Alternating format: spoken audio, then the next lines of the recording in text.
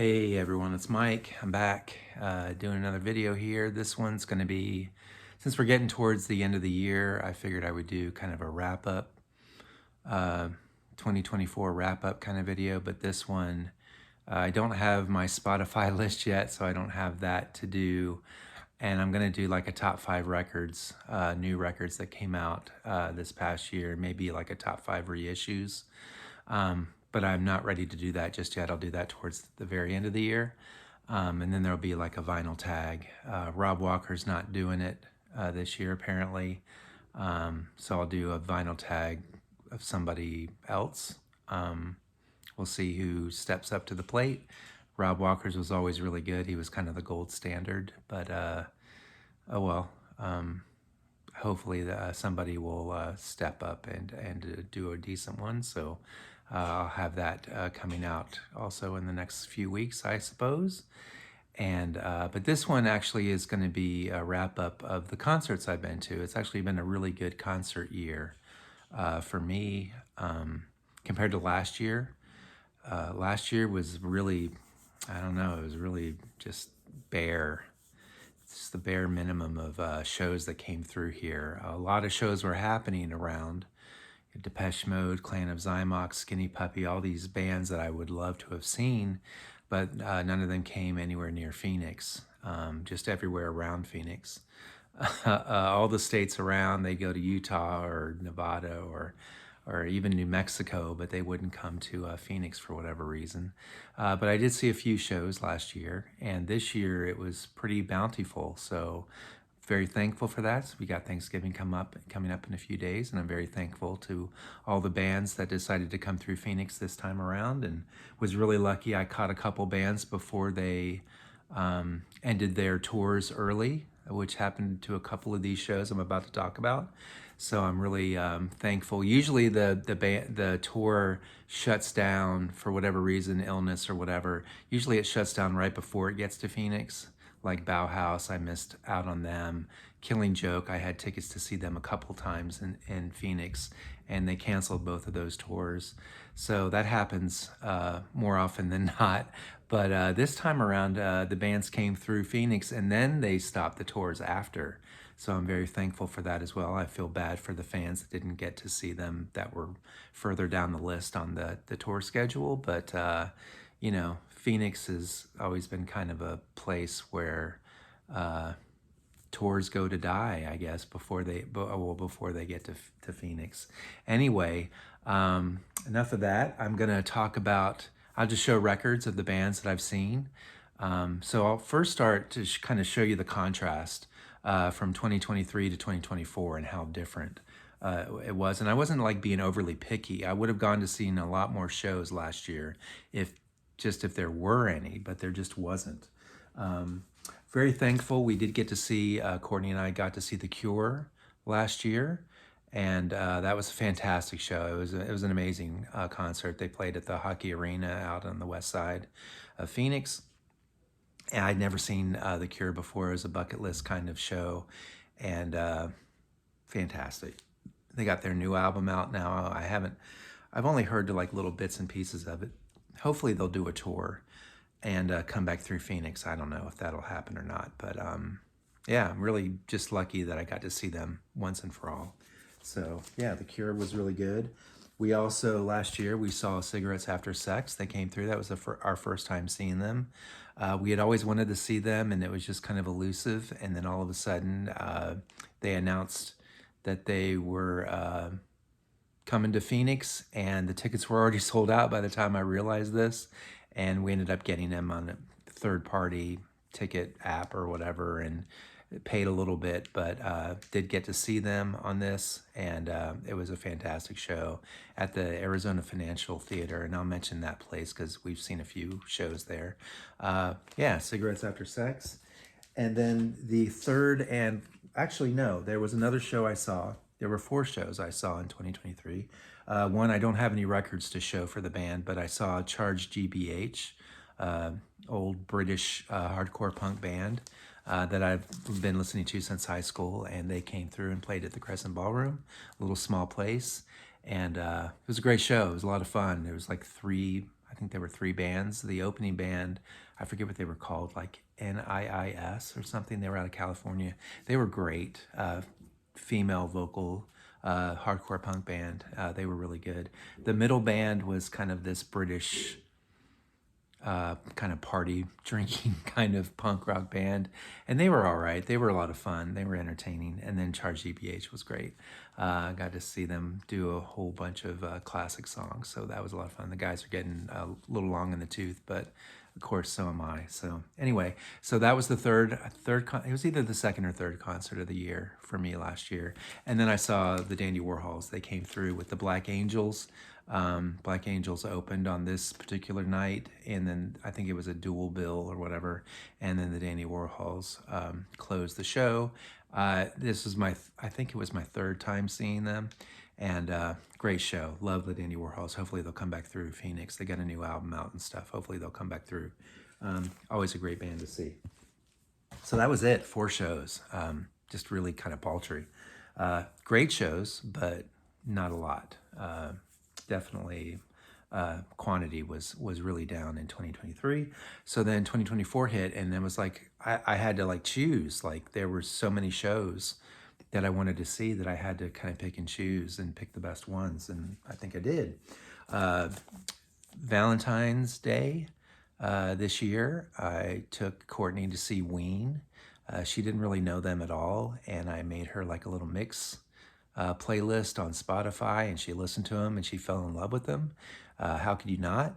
And yeah, we saw them. This was like I think the 6th or 7th time I've seen Ween over the years. I've been seeing them ever since they did Pure Guava back in the early 90s.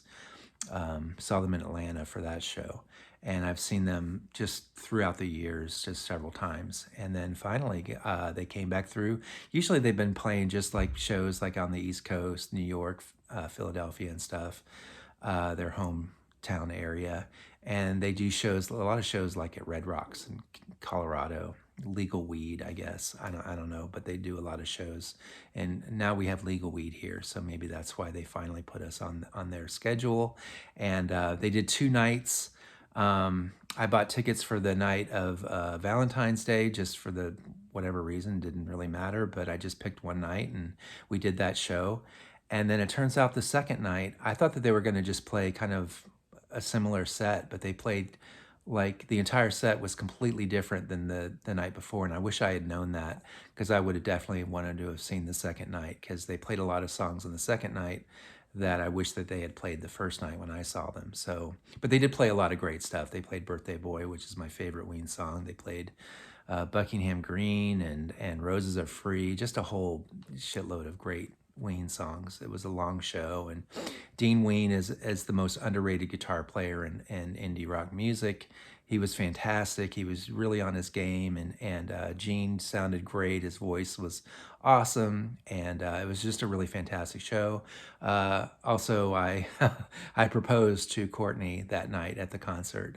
We were waiting for the band to come on, and I asked her to marry me. So we got engaged on Valentine's Day at a Ween concert. So it's pretty awesome. I don't know. I just thought that was a great place to do it.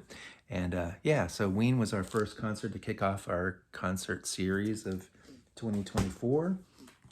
Then soon after that, I think it was like the 2nd of April or somewhere like in the first week of April, Laetitia Sadier, the singer for Stereolab, which is my favorite band, she came through and played at a really small place called Rebel Lounge, and this is her latest new album that came out, and most of the concert was songs from this album. She played another couple of songs, but no Stereolab songs. It was all her solo stuff. She was fantastic. She was just such an amazing performer, and I love her voice, and she was just great.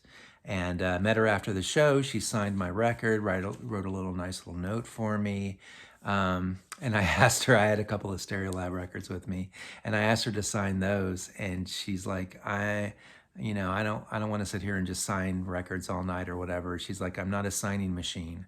So that little phrase has stuck with us this whole year, and we always bring it up as a joke. It's really kind of funny. I'm not a signing machine. So anyway, it was fantastic. She was so nice, and so great to sign this record for me, and got to finally meet her in person. I've met Tim a couple of times, Tim Gain, the guitarist for Stereolab, but I had never met her before. So she was great, great show. Her opening act was a woman that her band is called Sophia Bolt. I forget her name, but it was just basically a one woman show, just her and her guitar up on stage. She opened for them. Sophia Bolt, this is her new album that just came out, and she was selling copies at the merch table, and she signed it for me. So that was really nice. She was great too. Really cool album, Sophia Bolt. Really nice vinyl too. I love the texture on this colored vinyl. So anyway, then after that, finally got to see Slow Dive. So they came through Phoenix, saw them at the Van Buren, which is the same place where we saw Ween. And fantastic show. I had never seen Slow Dive before, and I wasn't really that big of a fan back in the 90s, back in the shoegaze heyday or whatever. I was more of a My Bloody Valentine person than Slow Dive, but they've really grown on me after their last two albums, the self-titled album and then this album, have really brought them into my life now. I'm a huge Slow Dive fanatic, and Souvlaki is a fantastic album as well. So really cool to see them. Courtney and I both love them, love this album, and finally saw them in concert. Then I was like, what the fuck? I was reading, tickets always pop up for shows on my Facebook page. And this one came up and I thought, well, what the hell? I'm not going to be on this planet forever. And this band certainly is not going to be on this planet for a whole lot longer. I should go see them. And I just wrote a note here, the Rolling Stones. I don't have any actual physical media. I have them on my computer. I have some MP3s of like the 40 Licks compilation. That's all the Rolling Stones I have is MP3s on my computer. But yeah, I drove out to Glendale just by myself, and it was at the stadium where the Cardinals play football, and just got to nosebleed seats, really cheap, up in the nosebleeds, and just listened to and watched Rolling Stones play their hits, and it was fantastic. Great time. One thing I'll have to say about that football stadium, though, is that the acoustics are horrible. It's either the acoustics, it's a combination of that plus the speaker system. It's just awful. Like, it's just, the sound quality is just crap. And I thought maybe it was just band by band, like, because I saw Metallica there a few years ago, quite a few years ago, back in like 2016 or whatever, when they came through, and they sounded great. So I thought, okay, well, this is a good place to see a show. And then soon after that, I saw U2 on their Joshua Tree reunion tour, and it was awful. They sounded horrible.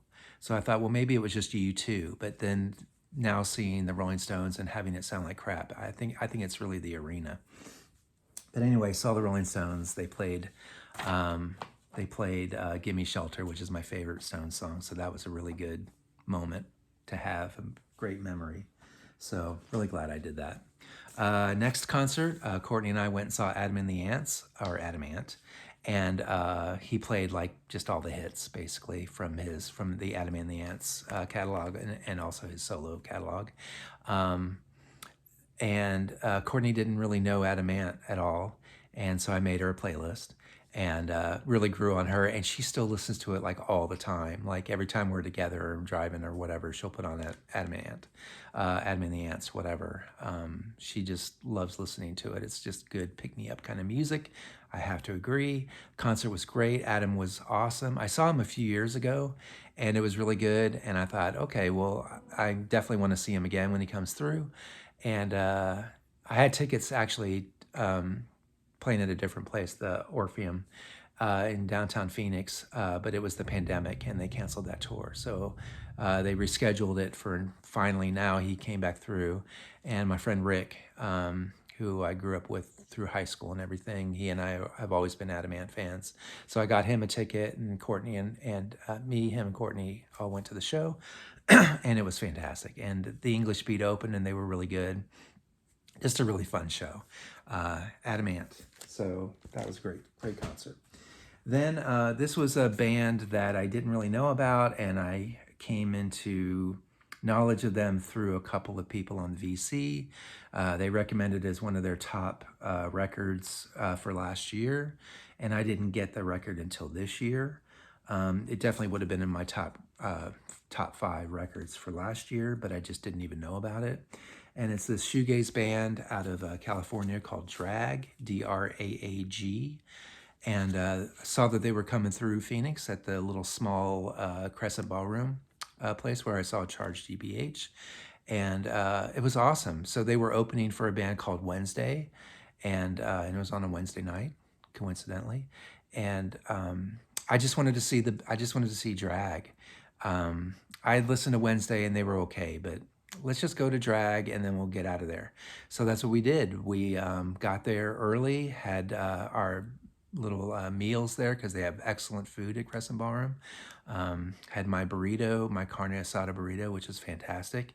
And we went in and got a spot right up against the stage because you can get right up against the stage at Crescent Ballroom, and the band is like right there in front of you, and you can reach out and touch their shoe.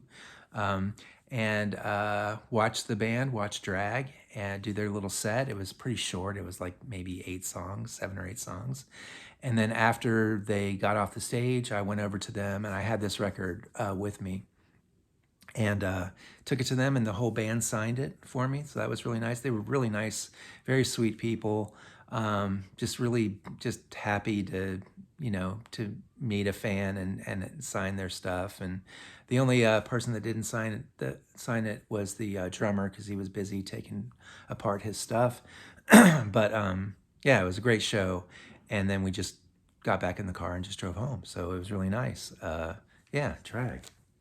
Awesome show. Then next, I actually had tickets to see Dive, which is one of my top records, going to be one of my top records of the year this year. Frog in Boiling Water is the album. And they were coming through and they were playing at the Van Buren, and I had tickets. And then I realized, because I'm old and senile, I realized after the fact that it's the same night that I'm taking my daughter to see Melanie Martinez play just right down the street at where the Phoenix Suns play in their arena, the Footprint Center, it's called. And I tried to wiggle things around and move things around to where, Courtney could take her to her show and I could still go see Dive. And it just didn't work out, and it's fine. I'll go see Dive another time. They're a young band. They'll be back through. What was really nice was going to see Melanie Martinez with my daughter. Fantastic show. She put on just an amazing show. I didn't really know her music that well. I knew it a little bit because whenever I'm in the car and my daughter has control over the car stereo, she'll put in Melanie Martinez. It was really just an amazing show, just visually, all the set design and everything, and her costumes and the dancers, everything. It was just a visual feast. It was just awesome, and the music sounded really great too. So no regrets at all. It was a fantastic experience. My daughter loved it. So yeah, Melanie Martinez. I don't have any records to show because I don't own any records, but I have downloads and I listen to it on Spotify. But really good music if you like kind of alternative pop music. It's really interesting stuff. Next concert was a group of new wave bands that came through on a kind of a combined tour called Totally Tubular Fest. And I really had to see it because of this one band. Annabella from Bow Wow Wow was going to be there. Obviously, the rest of the bandmates are not there. The guitarist has passed away, and the other 2 guys, I'm not sure what they're doing. But she had a whole new band or whatever, but she's doing Bow Wow Wow songs, and I've never seen them before, and I had to see them. I love Bow Wow Wow. As much as I love Adam Ant, I think I like Bow Wow Wow just a little bit more. And it's very similar kind of music, but I prefer Annabella. Anyway, it was just really nice to see them perform, and they were with a bunch of other bands. And I mentioned this before recently. Men Without Hats was there. They totally blew me away. So much energy, so much fun. Fantastic set that they did. Of course, they did Safety Dance. They actually did it twice. They did it at the beginning of the set, and they did a remix version at the end of their set. And the whole crowd was just loving it, and I really enjoyed that. So Men Without Hats was another band. And then the other band that I really wanted to see that was there was Modern English. I'd never seen them before, and they've come through Phoenix fairly recently before, and I've missed it because it was on the same night as another show. But anyway, Modern English, they did "I'm Out with You," and I think maybe another song off of this one, "Someone's Calling," I think. And then a couple songs off of earlier records, 2 or 3 songs off their new album called 1, 2, 3, 4. They sounded great, professionals, just really tight, and sounded awesome. So Modern English, and then there were a couple other bands. The Plimsolls were there; they were all right. They did that one song, "Million Miles Away" or whatever. That's from the what soundtrack is that from?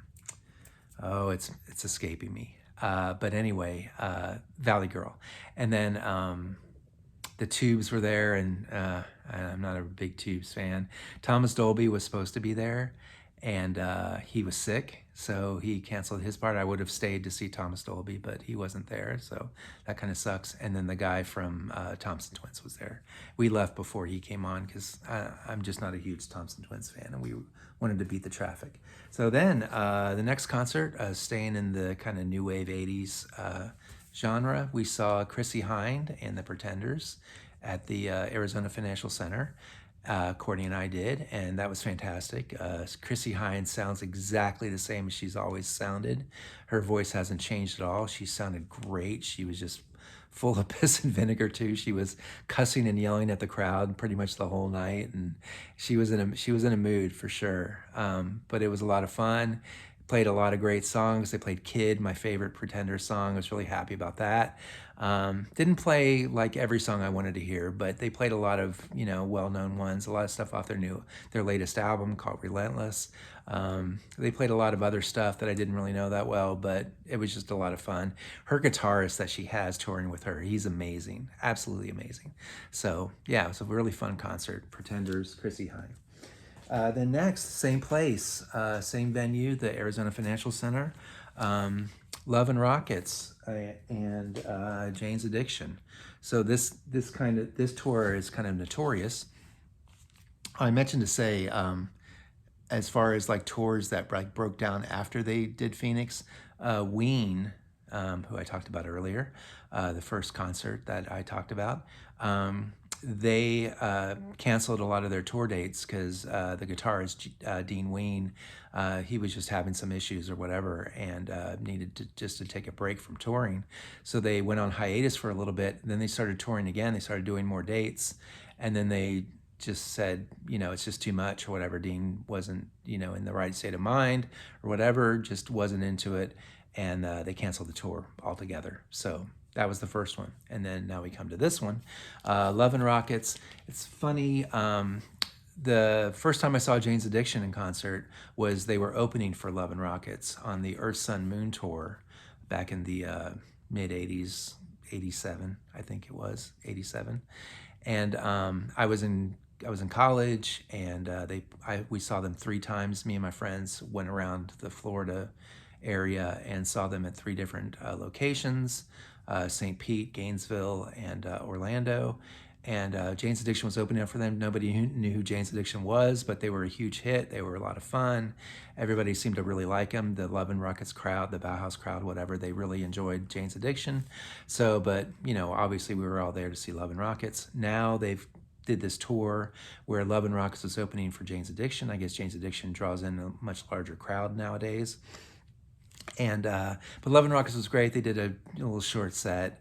I had already seen them like 6 times, so I've already seen them perform all the songs that I'd want them to perform. So it really didn't matter what they played to me, but it was a good set. And yeah, they were a lot of fun. It was cool seeing David J. Up on stage there with Danny and doing all the old stuff. So that was that. They did their set, and then I went with my friend Rick again, the same guy who I went with to Adamant. And then Jane's Addiction came on. They did, all the greatest hits or whatever from the Ritual de los Habitual album, the one that came out after this one. And of course, Nothing Shocking. They did a bunch of songs off of this. Everything went great. Dave Navarro, the guitarist, sounded amazing. The bass player, the drummer, they all sounded great. Perry Farrell's voice was it's strained. He's not able to do the vocal gymnastics that he used to be able to do back in the day, which is fine. He's an older guy, and he's had a lot of health issues and whatnot. So he didn't sound as great as the rest of the band did, but the band sounded awesome, and they carried the music for the night. And so anyway, I guess later on in Boston, later on this tour, Perry Farrell got in a fight with Dave Navarro on stage, and they shut down the show, and then the whole tour just kind of fell apart at that point. So they just canceled the whole tour, and I guess Perry's in rehab or something, and that's it. That's so much for that. So I'm really happy I was able to see them. Sorry for all the people that were still waiting to see them on that tour. It sucks that they had to cancel, but Phoenix was lucky enough to catch them before that happened. So yeah, that was that. And then this is a guy who comes through Phoenix regularly, and I skipped him the first couple times, and I'm like, you know what, I'm going to go see him this time. Why not? And it was Peter Hook, the bassist from New Order. I've seen New Order in concert without Peter Hook, but this time I wanted to see Peter Hook's interpretation of the New Order catalog. So he does a set. It was the premise of his concert set list or whatever was he performs New Order's Substance, which is a collection of their best of up to that point, kind of remixed versions of all those songs from from Movement up until Brotherhood, and all the songs and singles and whatever that they released up to that point. And then they did Joy Division Substance, which was a collection of Joy Division songs as well. So they did the New Order part first, and then took an intermission, and then came out and did the Joy Division part, and really enjoyed it. Peter Hook is awesome. He's just a funny guy, and really entertaining to watch. To see him play bass, although a lot of the times on the stage he did not play bass. He has another guy to his right that plays bass as well, so he would fill in most of the bass parts, and then Peter Hook would come in and save the day with the really tricky, innovative bass parts to the New Order songs, and he would play those himself, and then but most of the time the bass was just hanging around his neck, and he was singing or just standing there, whatever, just kind of watching the crowd and watching his band perform around him. But anyway, really enjoyed it. I'll definitely go see him again next time he comes through. But yeah, Peter Hook and The Light. And then that was at the Van Buren as well. And then the next concert, these were back-to-back concerts we went to go see, Courtney and I. Blonde Redhead came and played at the Crescent Ballroom, small place. We got right up against the stage and got to see the band up close and personal. The opening act was really good too. I forget their name, but Blonde Redhead was awesome. They sounded great. This was like the fourth time I've seen them. And yeah, I think it's four. Yeah, I think it was the fourth time I've seen them. And they sound great. They're getting older. All the guys are all gray. But they sounded great. Just fantastic. Just really tight band. And all the songs sounded awesome. So really happy to see Blonde Redhead. And then the following night, Courtney and I went and saw Cigarettes After Sex again. And this time we took my daughter, because I found out that my daughter really likes them as well. So yeah, we drove out to the hockey arena where we saw The Cure, same arena, and Cigarettes After Sex filled up that place, which is pretty amazing. They've really grown quite a bit in popularity over the past couple years, and it was a great show. We had really good seats down pretty close to the front, and I got to see him pretty close up, and it was a great show, Cigarettes After Sex. And then just recently, this is the show that I just saw a few nights ago, and I got my t-shirt on that I got at the concert, and it was Amy Mann, the former lead singer of Till Tuesday, and her solo work is just absolutely fantastic. This is her third album, Bachelor Number 2. this is like a deluxe edition that I have that's got a bunch of extra bonus songs, the songs from the soundtrack to Magnolia, the songs Save Me and Wise Up, which are two of my favorite songs of hers. And this album has Driving Sideways, which is like my third favorite song of hers. They're all on here, so it's a fantastic record to get. The album cover is different than the original. I think it's got a picture of a dodo bird. It's like a green cover, and it's got a picture of a dodo bird on it. That's what the original cover, but this is like the deluxe whatever edition. Yeah, so she was awesome. Some guy came out and opened for her, and they collaborate together on one of her albums, Mental Illness, that solo album. They collaborated on that album, and he was there, and he was the opening act. He was really funny, kind of nerdy, humorous, kind of folksy kind of music, just him and an acoustic guitar. Amy came out and sang on a couple of his songs, which was really cool. And then she came out and did her stuff, and then he came and sang back up sang duets with her with the music that was from that album that they collaborated with. She did Save Me, which was absolutely the best part of the whole night. But they didn't do Wise Up, and they didn't do Driving Sideways, so I'm kind of bummed about that, but it was a great show. Her voice sounds just awesome. She's got such an amazing, unique, distinctive voice, and she just sounded awesome. And she's very funny, and she talks to the crowd. She's very interactive with the crowd, and just seems like just a great person. And it really came out through her music and performance, and it was a lot of fun. It was at the Scottsdale Center for the Performing Arts. I'd never been there before. Really swanky, nice place, really nice theater, really extra padded, cushiony seats, really nice place, and the crowd was really loving her music, and it was mostly an older crowd. It was a lot of people with gray hair like me at the show. A few people brought their kids, but for the most part, it was an older crowd. So yeah, Amy Mann, awesome. And then to wrap it up, that was my last concert I've been to. In a couple of weeks, I'm taking my daughter to see Billie Eilish, and I've mentioned before, we got seats down in the pit. Really looking forward to that. I don't know how that's going to go. Hopefully I'll be one of the bigger people there that can kind of hold off the crowds and protect us from being trampled over or whatever, but I'm hoping that we can get up by the stage and stay there and just be able to watch the whole show right up close and see Billy pretty much right there, right in front of us. That's the hope, that's the goal. That's my mission. Really looking forward to it. She's an amazing artist, and we saw her a couple years ago, but we were sitting pretty far away, so this time we're going to be right up front. It's going to be awesome, and she's really excited. It's my daughter's favorite artist, so it's just going to be a great experience.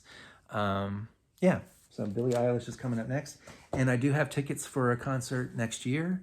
I've already purchased tickets, and it's not until June, I think, which is a really hot time of year to be coming through Phoenix.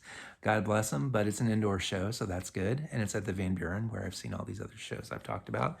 And it's the Pixies. The Pixies are coming to do, and this will be the second time I've seen them. I saw them when they were touring with Weezer and Sleigh Bells.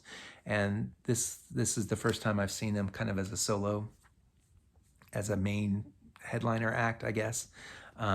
Had chances to see them a long time ago in college, but just never got the opportunity to actually do it and drive all the way to Orlando or whatever to see them. Just didn't happen. So they're going to do 2 nights in a row.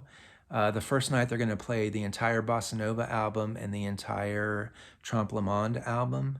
And then the second night they're going to do just a greatest hits kind of show. And that's the tickets that I got for Courtney and I, is the second night. The first night, yeah, I wouldn't mind seeing that. If it was, this album, I would definitely, if it was Doolittle and Surfer Rosa, I would definitely get those tickets. But Bossa Nova and Trompe Le Monde, I could probably pass on that. We'll see. I mean, I've still got plenty of time, I think, maybe.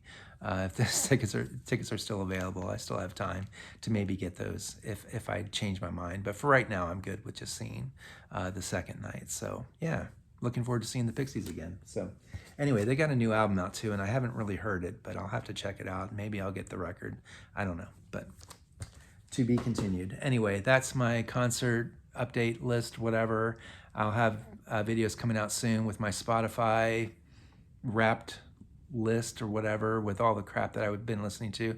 My son is really into the Deftones right now, and I love the Deftones, but he listens to them on my phone in the car all the time, so I'm having a feeling that Deftones might end up creeping into my top 5 artists that I listen to, and it's not accurate because it's not me, it's my son, that, and I'm sure a lot of parents go through the same thing. So I don't know if my top 5 is going to include the Deftones or not, but it very well might. Fair enough. I'll have to find out what the 6th band was and include that in my top 5, and delete the, because Deftones is not a top 5 listen band for me.